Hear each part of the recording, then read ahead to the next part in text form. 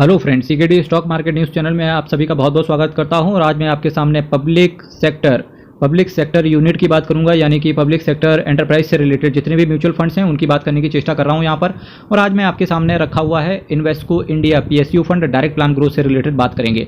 44 रुपये का इसका नेट एसेट वैल्यू चल रहा है। एक साल में रिटर्न देखिए 27% का, 3 साल में देखिए 32% का, 5 साल में देखिए 21% का CAGR, मैक्सिमम देखिए 14.29% का CAGR इन्होंने बना के दिया। आज से जस्ट 5 साल पहले की बात करेंगे तो कोई भी पीएसयू सेक्टर के पीछे ना ही इतना पागल था, ना ही इतना दीवाना था, और कोई देखता भी नहीं था पीएसयू सेक्टर को।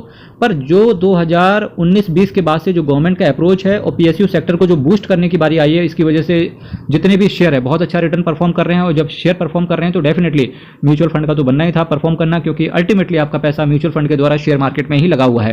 पर पीएसयू सेक्टर से रिलेटेड कभी भी बात करेंगे तो मेरे भाई हमेशा गवर्नमेंट ओरिएंटेड ही भागेंगे पीएसयू सेक्टर। तो आप इस चीज़ से हमेशा बताना कि अगर ये, चूंकि 2024 के अंदर हमारे देश के इलेक्शन है, अगर ये गवर्नमेंट अगर चेंज हुई तो आप यकीन मानना पीएसयू सेक्टर धड़ाम नीचे गिरते हुए देखने को मिलेगा।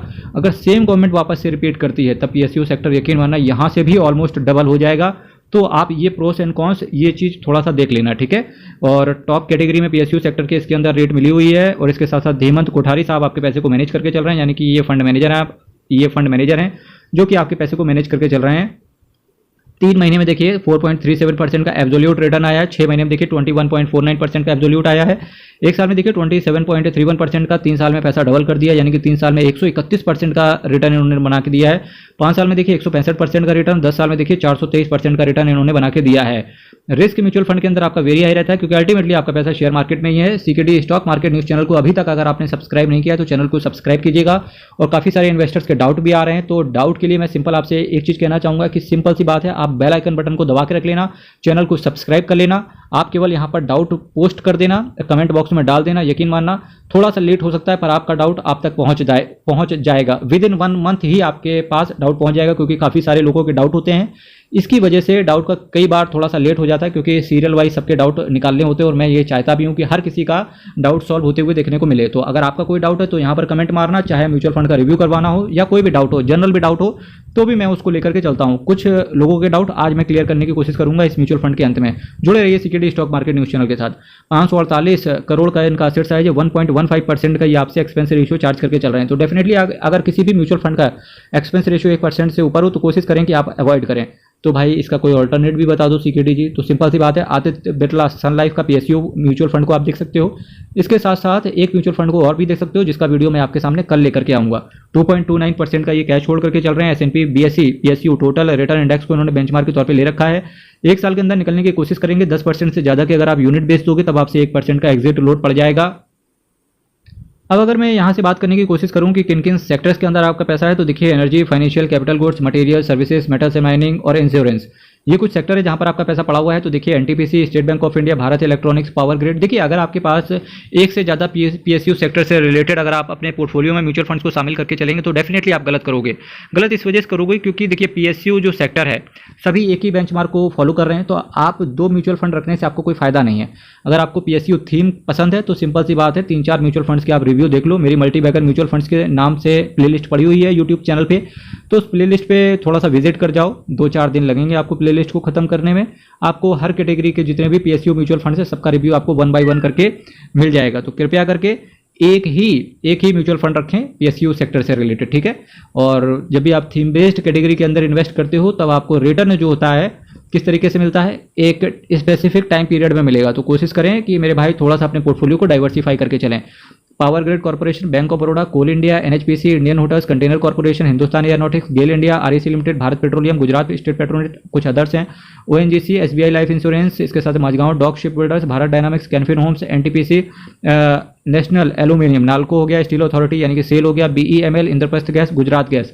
ये कुछ शेयर हैं जहां पर आपका पैसा पड़ा हुआ है। अब अगर मैं आपके सामने इन्वेस्को असेट मैनेजमेंट कंपनी के बारे में बात करूं तो 58,679 करोड़ का इनका असेट अंडर मैनेजमेंट है और टोटल ये 135 स्कीम के साथ आते हैं।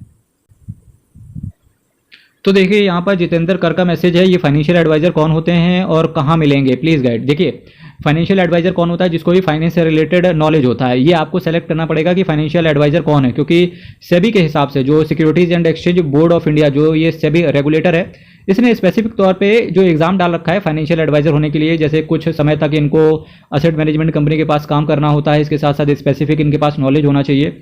तो कुछ जो सेबी का जो क्राइटेरिया है फाइनेंशियल एडवाइजर डिसाइड करने का, वो मैं मानता हूँ थोड़ा सा गलत है, पर फिर भी मैं आपको बताता हूँ कि एक फाइनेंशियल एडवाइजर कौन हो सकता है, जिसके पास फाइनेंशियल का नॉलेज, फाइनेंस का जिसके पास नॉलेज हो, यानी कि उसका चाहे बैचलर्स ऑफ कॉमर्स हो, चाहे मास्टर्स ऑफ कॉमर्स हो, मास्टर्स इन इकोनॉमिक्स हो, थोड़ा सा उसको लॉ के बारे में भी नॉलेज हो, साथ ही साथ उसको टैक्सेशन का भी ज्ञान हो।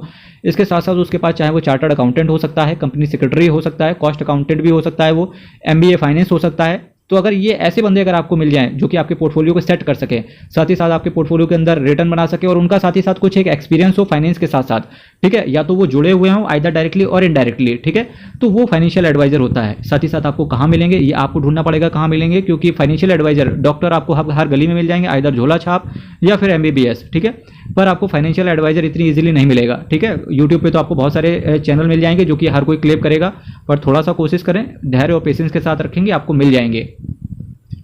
किलर AK का मैसेज है, Avenue super mart, D mart. देखिए डी मार्ट का तो मैं रिव्यू जानबूझकर लिख करके नहीं आता हूँ, क्योंकि मुझे भाई 6,500 4,500 रुपए की कंपनी का रिव्यू करने के लिए कोई शौक नहीं। इससे पहले मैं परसिस्टेंट सिस्टम का रिव्यू कर चुका हूँ, जो कि 2700-2800 रुपए के आसपास होता था, और आज देखो शेयर प्राइस मेरे भाई 5,500 रुपए के ऊपर है। और इसके साथ साथ मैंने HCL का भी रिव्यू किया हुआ है, और शेयर प्राइस HCL का भी आप देख लो कहाँ पर टिका हुआ है, ठीक है। और फिर भी मैं डी मार्ट का भी रिव्यू लेकर के आऊँगा, क्योंकि मैं देख रहा हूँ काफ़ी सारे लोगों का डाउट डी मार्ट के ऊपर भी है। एक जितेंद्र कर का मैसेज है, dear sir can you please suggest if we withdraw mutual fund within 1 year and that company charges 1% expense ratio, if withdraw within 1 year then lump sum can be good option. Actually पता क्या है कर, देखो मैं बताता हूँ आपको, चाहे लमसम करो चाहे SIP करो, म्यूचुअल फंड के अंदर आपको हमेशा लॉन्ग टर्म के लिए टिकना चाहिए। तो वो बात तो आपके लिए बिल्कुल खारिज हो जाती है कि लमसम करें कि SIP करें। SIP मोड अपने आप में एक अलग चीज़ है जो कि बहुत अच्छा है, लमसम मोड अपने आप में एक सही है जो कि बहुत अच्छी चीज़ है। पर एक बात बताइए, अगर कोई लमसम 1 करोड़ रुपए एक साथ डाल सकता है तो यकीन मानना वो शेयर मार्केट में इन्वेस्ट ही क्यों करेगा। वो सिंपल है, शेयर मार्केट में पैसे डाल करके वो विड्रॉ करेगा या अपनी जिंदगी के मजे लेगा। तो सिंपल है, शेयर मार्केट में जो म्यूचुअल फंड्स के द्वारा इन्वेस्टमेंट कर रहे हैं तो स्पेशली उनका इनकम कम है या वो इनकम को जनरेट करना चाहते हैं। जब किसी इंसान का इनकम कम है तो डेफिनेटली वो SIP ही मोड चुनेगा, ठीक है, लमसम क्यों ही करेगा। पर जो आपका क्वेश्चन है कि 1% एग्जिट लोड, इससे रिलेटेड ये बात बिल्कुल इररेलेवेंट है। 1-1.5% के ऊपर आपको बिल्कुल फोकस नहीं करना चाहिए अगर आपको कोई म्यूचुअल फंड अच्छा रिटर्न दे रहा है। अल्टीमेटली आपको कम से कम म्यूचुअल फंड के अंदर 8-10 साल देना चाहिए। अगर आप नहीं दे पा रहे हैं, इवन अगर आप 3-4 साल ही किसी म्यूचुअल फंड को नहीं दे सकते हैं, तो सिंपल सी बात है, मैं हर उस इंसान से कहना चाहूँगा, थोड़ा सा हार्श लग सकता है, हर उस इंसान से कहना चाहूँगा आप अपने पैसे को पोस्ट ऑफिस में डाल दो, आप अपने पैसे को इंदिरा विकास पत्र में डाल दो, आप अपने पैसे को किसी भी विकास पत्र में डाल दो, आप NCD यानी कि नॉन कन्वर्टिबल डिवेंचर्स खरीद लो, फिक्स डिपॉजिट करा लो, रेकरिंग डिपॉजिट कर दो, जो भी करना है करो। इक्विटी मार्केट और शेयर मार्केट के अंदर लेकर के मत आओ अगर आप लॉन्ग टर्म में अगर आप शेयर मार्केट के अंदर नहीं टिक सकते हैं तो। ऑल इन ऑल अगर आपके क्वेश्चन की बात करेंगे तो lump sum can be a good option of course, but कुछ कंडीशंस हैं इसकी। देखिए, अगर आपका कोई डाउट है तो आप भी यहाँ पर कमेंट कर सकते हैं। CKD stock market news channel पर आप सभी के साथ जुड़ने के लिए हार्दिक स्वागत और आपका अभिनंदन करता हूँ। हर हर महादेव, अयप्पा शरणम, हरि शरणम, बहुत बहुत धन्यवाद।